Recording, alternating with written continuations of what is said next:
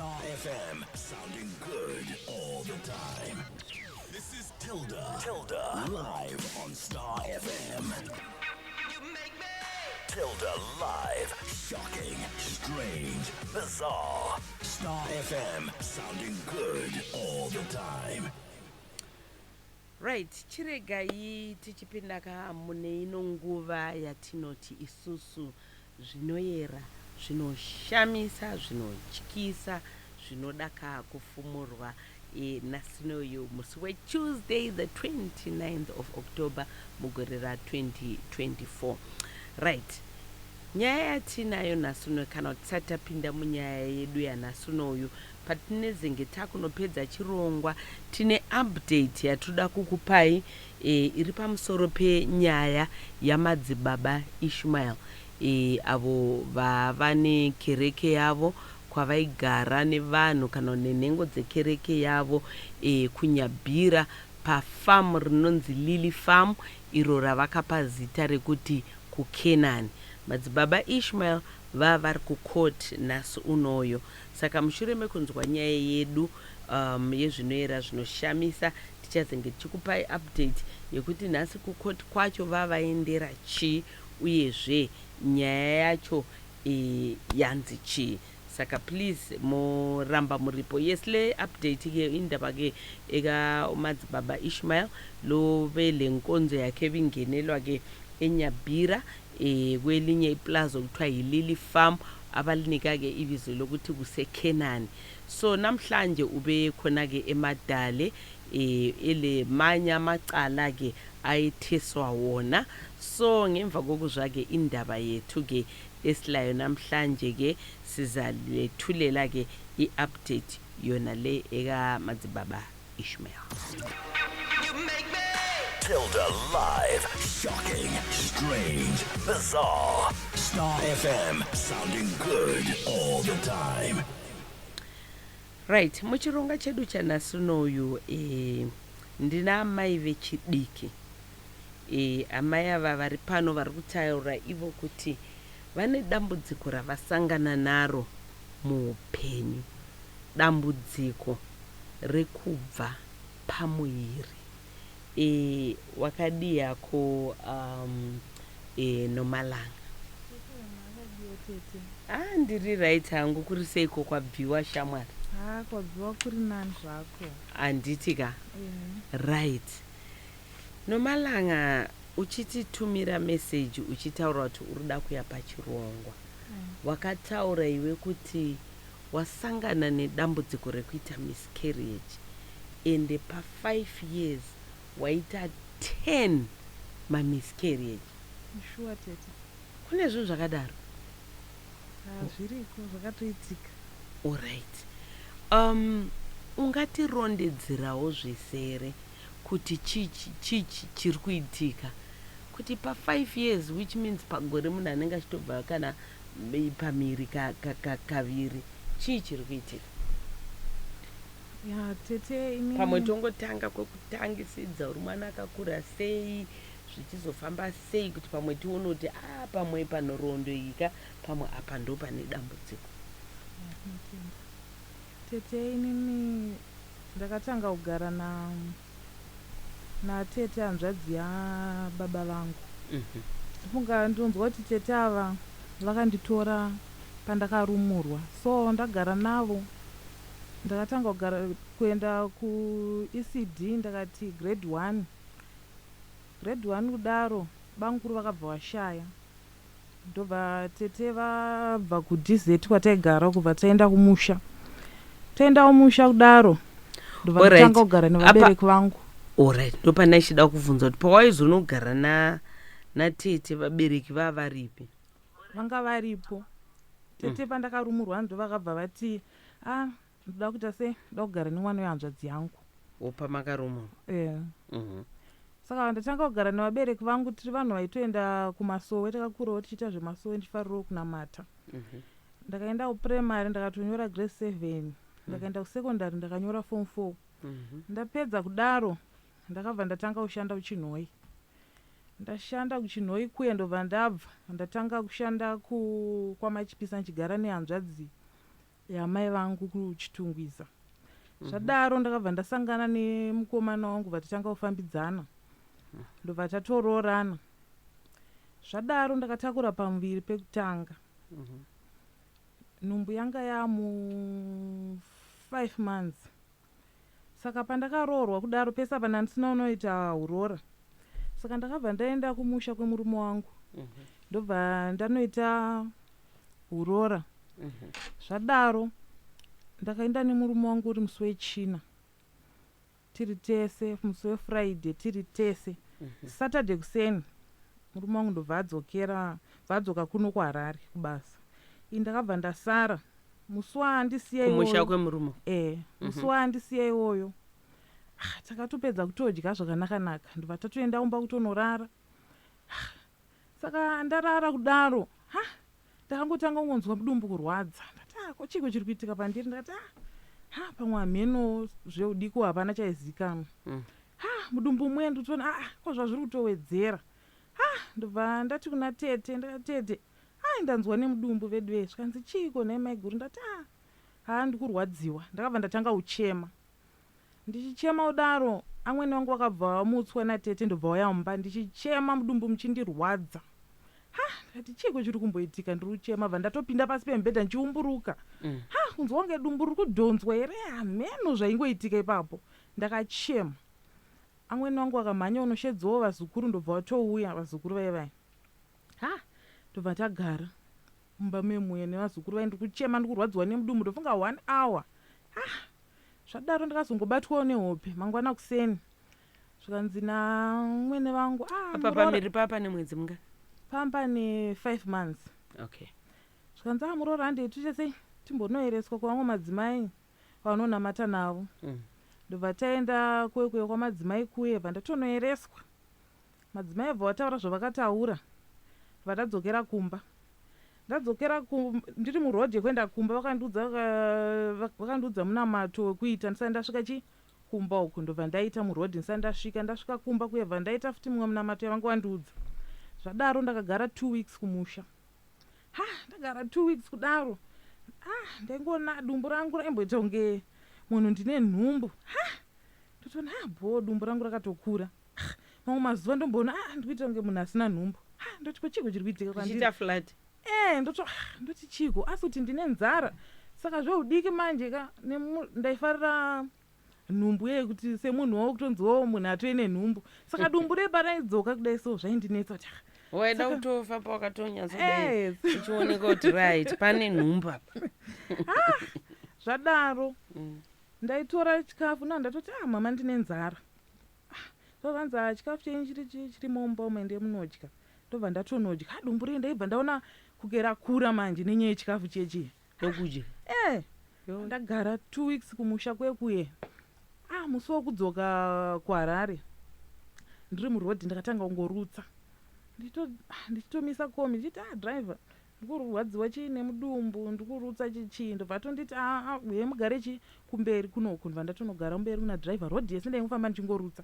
Ndatosvika kumba. Ndasvika kumba ndatoona murume wangu ariko atobika paye ndatodya mandarara semunhu anga achirwadziwa nemudumbu.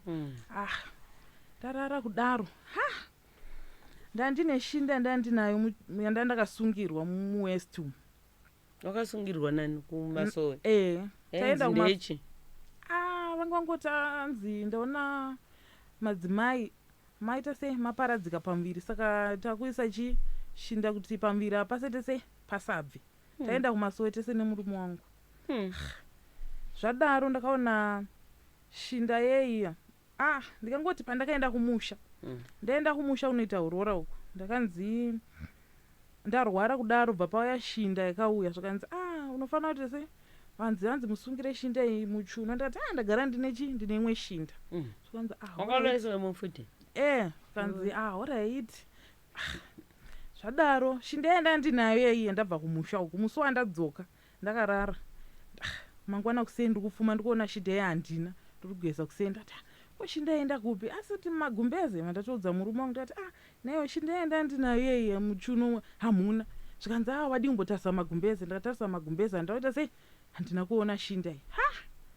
ndikati ndoita sei apa ndakurwadziwa manje kuti hei shindai munamato kureva kuti kubva kwaita shindai kureva kuti nhumbu yakuita sei yakutobva here ndobva ndaenda mutoilet kudaro ndakaona shindai ye iripo yakadonha pasi ndikati ndoita sei ndotora here shindai pamayakadonha kapo wakaenda kutoilet kana ndakatora shinda yeye ndikati handisikuda kuita sei kuisunga ndoda kuenda nayo kuti inoereswa ndakatora shinda yeye ndobva ndaenda kunonoereswa ndobva ndasvika kuye ndikati ndatsanangura kuti ndozvaitika zvikanzi madzimai zvakaoma ndobva watora shinda yeye ndobva vaieresa zvikanzi shinda yeye ichaita kuti muisunge imimi ndikati saka ndoita sei hani makati nhumbu ichaita sei ichabva here zvikanzi shinda yeye ichaita kuti muisunge madzimai zvakaoma vanoda kutaura neni zvakawanda ndobva ndadzokera kumba shinda yeye handisisina ndakati ndiende kwavangu madzibaba bvandaenda kwavangu madzibaba vandasvikako zvikanzi madzimai zvakaoma mwana wenyu anogara mushe mwana anogara mushe zvikanzi kwaimupi mwana paari kutamba musikunzwa here kuti mwana haachatambe semutambiro waita se waimboita ndakati zveshuwa ndiri kuzvinzwa zvikanzi zvakaoma munhu wamwari vandapiwa munamato wandakapiwa zvikanzi endei munononwa nekugeza ndobva ndaenda bvandanononwa nekugeza shinda yeye hapasina ndakushandisa uyu munamato wandandapiwa zvadaro ndiri kungoona dumbu reri rungoita saizvozvo zvaranga richingoita chiiko chiri kumboitika pandiri nini mumwe musi ndobva ndafuma ndichirwadziwa nemudumbu vandatofonera hanzvadzi yamama wangu ndikati sekuru ndiri kurwara zvikanzi ko chii ndikati mudumbu mangu muri kurwadza mudumbu mangu muri kurwadza ndikati ndobva vauya sekuru vaibva vanditora vandaenda navo kumba kwavo ndaenda navo kumba kwavo kuye vatanosvika vatatonoereswa tsananguro dzachena dzanzi dzakangooma pasina chakanakira chimwe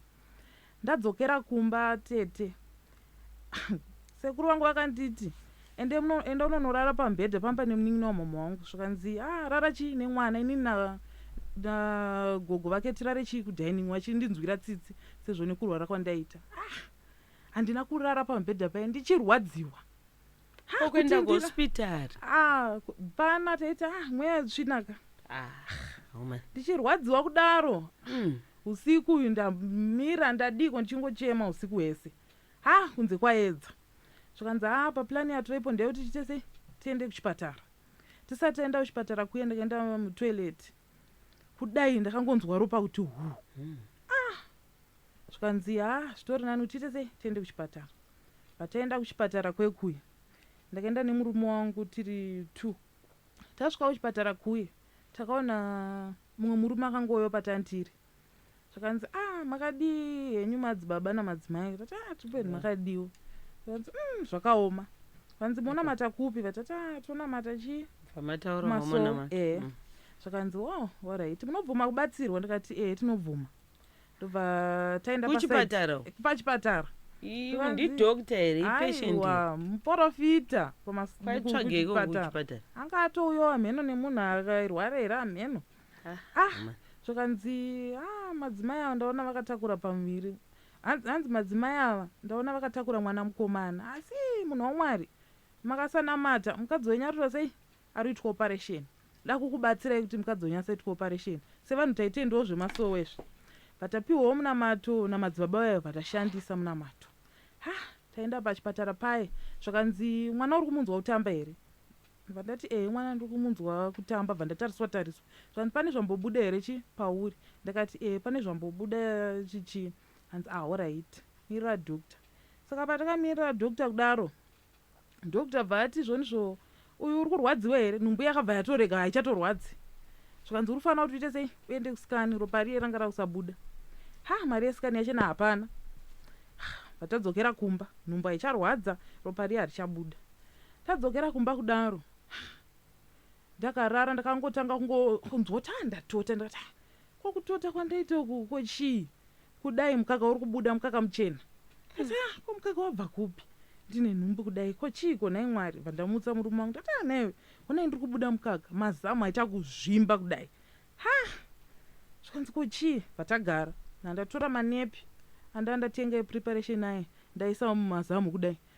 nepi rekutanga ratotota manepi mahombai ndatora ndaisa mubhaketi rechi2 kurara kuti ndichirara nesaidi kudai handichakwanisi kurara kuti ndirare nerimwe side ndakungochema mazama kundirwadza zvikanzi mira unze kuti sei kuchene tiende kuchipatara. Kunze kwachena kudaro ndobva taenda kuchipatara.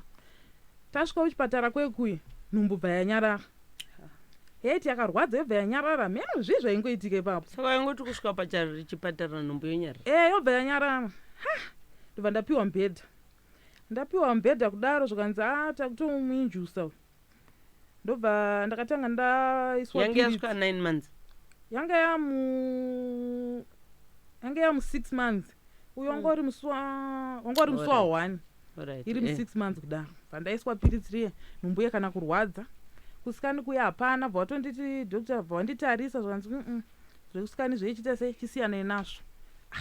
Indi kutofara kuti akuinjuswa ndakutovhunzwa vamwe naini ukana munhu achinjuswa chichinei chiitika zvakanzi kuda kutosununguka. Indi akutofara ndakusununguka zveuwana udiki zvezvi tarisaka ndakutosununguka apa dzimwe pfungwa dzekuti ko 9 months ainge asati dzasvika kochiko.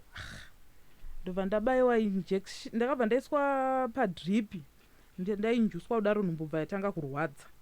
Ndatonobatsirwa mwana bva ndatonosununguka kupusha mwana akatofa ngari mwana mukomana. Ndakapererwa tete. Ndakachema ndakaona ndainzonge munhu atogumirwa neupenyu kuti hapasina kochiko naye Mwari. Zvadaro ndakabva ndaenda kunonogeswa chibereko. Ndadzokera kumba. Ndadzokera kumba semunhu anga arwadziwa munhu anga ane shungu stereki. Ndaifenda. Funga chero pakasvika mama wangu ndandiri munhu aidonha ndotongonzi ndafenda. Zvadaro mama wangu vakabva vauya zvakanzi inini mwana waenda kuita sei ndakumboenda naye kunomunyaradza. Ndofunga takaenda kumusha. Ndobva ndanonogara 2 weeks kuvabereki vangu. Ndachiendawo neni kunonobatsirwawo. Ndichibatsirwa kudaro zvanzi mweya wobva wataura kuti pazvinoita. Akatakura nhumbu zvinoita. Ndadzokerawo kumba nemurume tagara mumba memwe. Ndofunga takagara 3 months achanyazoziva hangu. Mapiritsi ndanzi ndishandise mapiritsi. Dzimwe nguva ndaimajamba zvidiko zveuwana udiki. Ndane nhumbu futi. Ndakabatsirwa musi wa2 February gore iroro bva ndatakura imwe nhumbu futi. Ndatakura nhumbu iyi. Takati takarara mumba. Makapinda munhu yanga akapfeka angari munhu wechikadzi. Takarara tese. Makapinda mukadzi anga ane sketi yanga ine black newhite. Asi kumusoro uku handinoti ndakatomboti ko munhu uyu asoti nditete. Hanzvadzi yemurume wangu bati hasi. Ndifandati ko munhu uyu ari kudei. Munhu yakanyatsosvika nekumakumbo pambedha paipai. Ndobva vagara pambedha. Akagara kusaidi kwangu nemurume. Urota here kana kuti handizivi kuti chii chaiti ndairota kana handizive papo. Ndobva ndapepuka. Time yandakapepuka ndakanzonge mumwe wangu angaita madzikirira here. Mandatomutsa ndakati nhayo. Mba muno mapinda munhu zvanzi yezve shuwa mapinda munhu. Ndati munhu wamuona zvanzi mapinda mukadzi. Ndati yezve shuwa ndaona mukadzi apinda nana saka mese makaona munhu. Ndati iwe mukadzi waona anga akapfeka zvakaita sei zvanzi anga akapfeka sketi yeblack ine white. Ndati ndiye munhu wandiri sei wandaona asi munhu yasvika akagara mumakumbo kudhuze kwako. Saka mese makaona munhu akafanana. Munhu mumwe chete yeye. Alright, fast forward. Saka chii chakazoitika? Nhumbu yakabva yabva. Nhumbu yakabva yabva. Iya yechingani. Yanga yechitui. Alright. Nhumbu yendobva yabva. Alright. Toita sei ndopatakachangamuka manje apa takuti tichifamba. Vabereki vangu vatoti izvi hazvisina umawizvi. Hakuna zvinhu zvakadai. Kuti nhumbu dzongoramba dzichingobva vanhu vese vangotaura kuti fambai. Patambomira. Ndaenda kuchipatara vandanotaura pandakabatsirwa ipapo ndakabva ndanogezwa vandatobvunza dokta ndakati saka ini ndoshandisei. Zvanzi muzukuru kuti ushandise kuti ubayiwe udizvi mangwana zvinogona kuita sei kukanganisa nenyaya yekuti usati wane mwana. Alright. Ko yechi3 yakabva sei? Yechi3 ndane nhumbu yechi3 papo ndakangoti ndapedza kudya sadza vandatoti arga ndiendonorasa mvura. Ndanorasa mvura ndakabva ndatoona blood rakataka kuchenuruka. Ndatodza mumwe wangu ndati iwe ona zvandabude zvakanzi ko chii. Ndikati mhenu ndakarara kudai kwakutongopusha mwana nhumbu yakangorwadza 2 minutes mwana ndokutongobuda. Anga nemwedzi munga? Anga ne 4 months. Mwana bva atobuda ipapo. akafa. Anga atofa. Alright, yechi4. Yechi4. Zvimwe zvacho ndichata ndichirasika. Alright, okay. Saka nhumbu dzaingobva dzichingobva. Saka pane imwe nhumbu yandakatakura ndichaziva hangu kuti ndeyechingani. Takaenda une mumwe muprofita ndobva andibatsira bva totaura tsananguro chichi. Zvakanzi madzimai ava ngavamboita sei, ngavambouya vagare panapa ndichivaona ndichivabatsira. Kumuprofita mai ndakugara pamuprofita. Wakaenda nemurume wakwe? Ndakamboenda nemurume wangu. Makanogara mese? Ndakagara namama wangu ndova ndaigara nawe ipapo. Saka ndakarota mumba mapinda tuvanhu 2 turi tudiki. Saka muprofita wanga akagara pabhenji ndiri kurota. Tuvanhu toiti vatatanga kurova muprofita weuyu. Ndakati ko madzimai ava vangarohwe netuvana tudiki kuti ko chii sei vari kurohwa madzimai ava. Apa muprofita angarohwe netuvana twakadai ndiri kuhope uku. Ndobva ndarota pachitoita kunge pacherwa gomba. Ndichitoti saka nei migomba iri ada kuiswa mugomba uyu mundiani. Apa ndine nhumbu.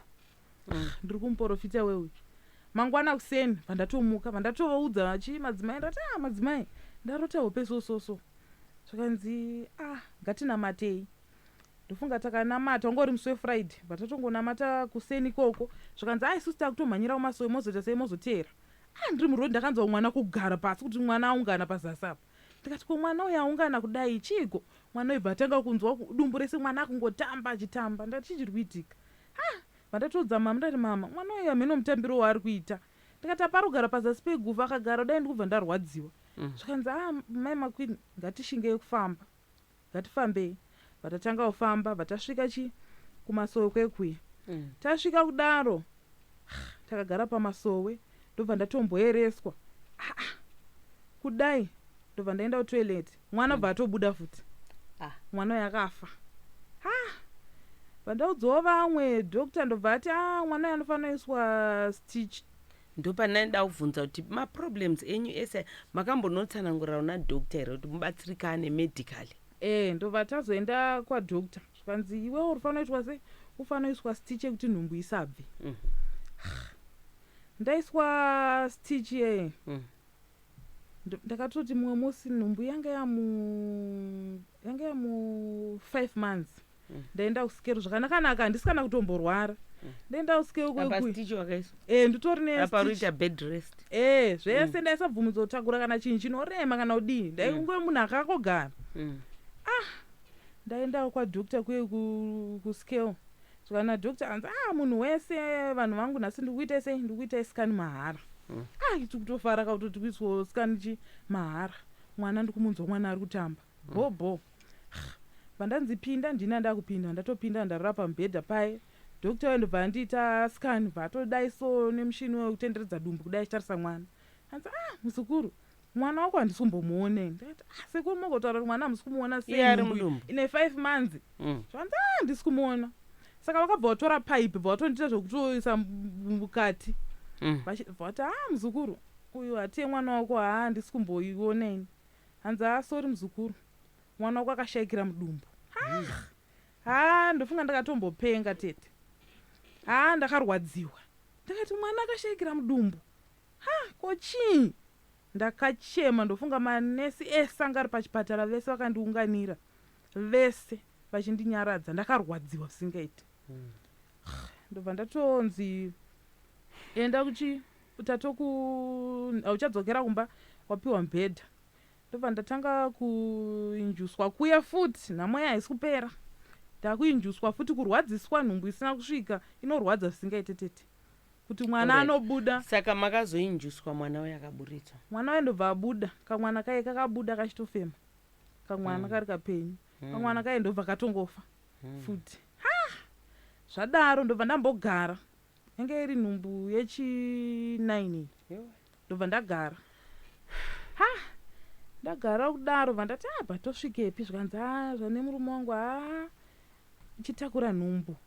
Inozvita mbogara. Ndikati iwe zvinhu izvi zvazviri kungoramba zvichiita kudai so zvidai tambotsvaga chimwe kwekufamba. Ndofunga takaenda kuchivanhu vakatraya zvese chingonzi vamwe vanotaura kuti pamwe masare hamuna kukamura vana hamuna kudii zvese takatraya zvese kuchivanhu ikoko. ndobva tatomboenda kwese kunana Mount Darwin kwese kuti takasvika tina nzvimbo yatakasiya. It's okay. Saka yechi-10 yakazobva sei? Yechi-10 yakabva muna April uyu. Zvakaitika. Ipo mamanje. Alright. Mtaure? Ndakatakura nhumbu kudaro. Ndairota nyoka. Nyoka iyi ndaitonge munhu ada kuyambuka, ndichida kuyambuka rukova kudai so. Ndaiona nyoka iri mumvura.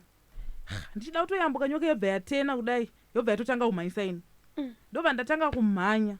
Ndichimhanya kudaro ndaigona kupinda kana mukicheni so nyoka iyoyo pahwindo ichitaura mashoko. Asi mashoko iye ndakarara kuhopeka. Ichitaura ndaizvinzwa. Kuseni hapana kana chandaiziva. Kwakuseni. Ndomborota nyoka iri mumba, yatopinda mumba. Pamuri kurota murume wenyu ari kuzviona here, ari kunayewo haasi kurota here? Iye hapana chaakarota, ini ndairota ndega. Ndimama kurota. Nyoka iyi ichinanzva vanhu. Asi inini kuti yaida kuti yakauya kwandiri nini. Ndaibva ndaitonge munhu ari kuita akakubhururuka kudai ndotiza. Nyoka iye yobva yatanga kundimhanyisa futi. Ndobva ndangori kana ndangopepuka. Saka yakazobva sei nhumbu yechi-10? Nhumbu iyi ndakatanga kungorwadziwa nenhumbu. Ndichirwadziwa kudaro bva tatoenda kwadhokita, tasvika kwadhokita kwekwe ndobva tonditi muzukuru mwana akashayikira mudumbu, hapasina, nhumbu yatobva. Ndopakaperera iyi? Ndopazvakabva zvatongoperera ipapo. That was muna April this year? Alright. Okay. Zvino panhumbu dzese 10 makafamba. Mukaenda nekumadoctors zvese. Saka murume ari kubvuma here kuti muzotrayawo zvekare kana kuti matogive up? Murume ari kutaura kuti ndakawana mari tichafamba futi kuti totsvaga kwekuti tinonobatsirwa. But mafamba kamabatsirwa. Hanzombomonitwa nadhokita asi mari yachena yaari kutaura hachisina. Ndofunga mari yese yanga nayo yakapera, property yese yakapera. Hatisina kana chinhu. Tichitengesa kuti ndikwanise kubatsirwa. Kwataienda kunonobatsirwa kwachena taibhadhariswa. Kun'anga, kumaprofita kwachena nekuchipatara kwese kwaidiwa mari. Izvozvo hatisisina kana chinhu. Kana chekuti tinobata kana mupa chema musisina kana chinhu. Tutori vanhu vatoomerwa singaiti. Saka padambudziko rese rimuchitarisa neupenyu hwenyu, makuriro amakaita, mararamiro amakaita, hapana munhu ari kufungirwa here weukama imi mega kwete zvokuzoudzirwa? Pana pamunoti sindofunga paya patakazombodai ndikadai ndo panofanira kunge pakatanga dambudziko? Ini tete handina hangu munhu wandinofungira. Munhu wandinofungira hapana. Inini shungu dzangu dzandinadzo ndaichida kuti dai kuri kuti ndanga ndaona vanhu vaya vanobatsira vaya vane maglasi. Ndombonyatsoona kuti munhu vane maglasi ng'anga kune vanhu hamuna kuendere kune maglasi. Mari yakataurwa tina kukwanisa kuiwana. Glasi rekuti zvatinongonzwa kunzi vanhu munhu anenge achishereketa munomuona pamira. Zvatinongonzwawo zvezvi. Asi mari zviriko here zvezvo? Zviriko zvetete. Kusi kunyepa. Hamusati mambokuende? Hasati, asi vatinonzwa vachitaura zviriko. Alright. Saka panapa mauya kuti kana mungaonawo vanhu vanoratidza munhu pagirasi asi hamuna mari, muda kubatsirwa pachena? Muda kubatsirwa pachena, mari handina. Ndoda kuona munhu paglass, munhu ari kukonzeresa anopinda mumba achindibata dumbu, ane nyoka iyi.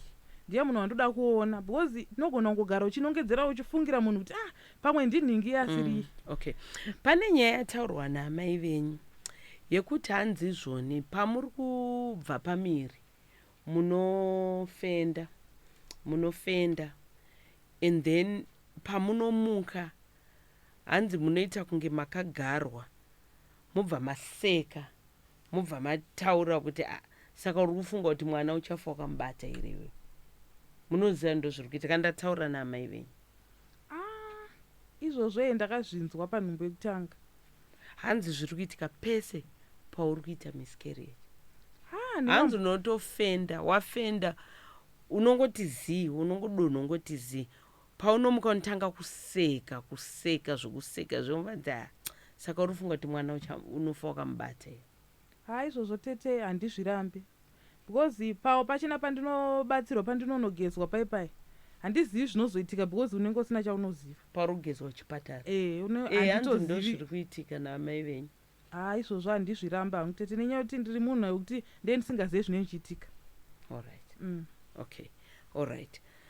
So ndo nyaya yanomalanga yauya nayo pano noroondo yekurasikirwa nevana kwaari kuita.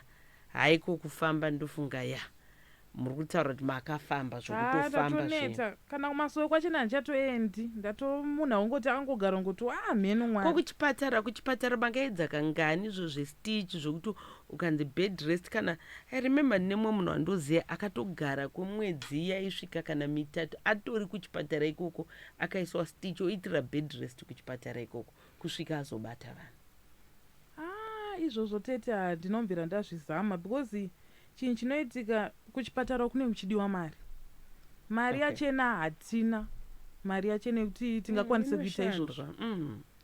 Saka pakaipa. Alright. Okay.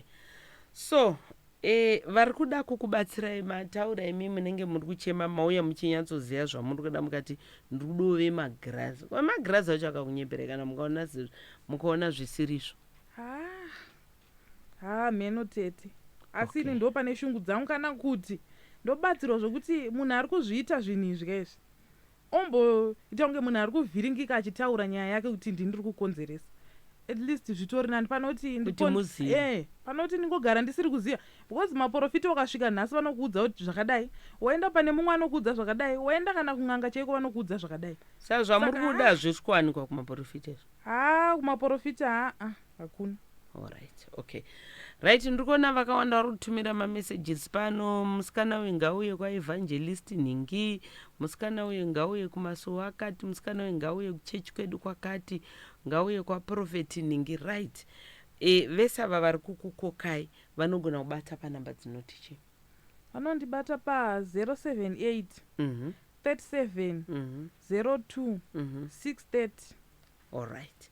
0783 702 630 ndo pamunogona kubata nomalanga ipapo mukafona vari kutaura kuti vada kubatsira muri kungonzwawo ari kuchema kuti tatambura dzisina kana tanzwa nekutengesa kana maproperties tichingofamba tichida rubatsiro 0783 702 630 ndizvo handiti?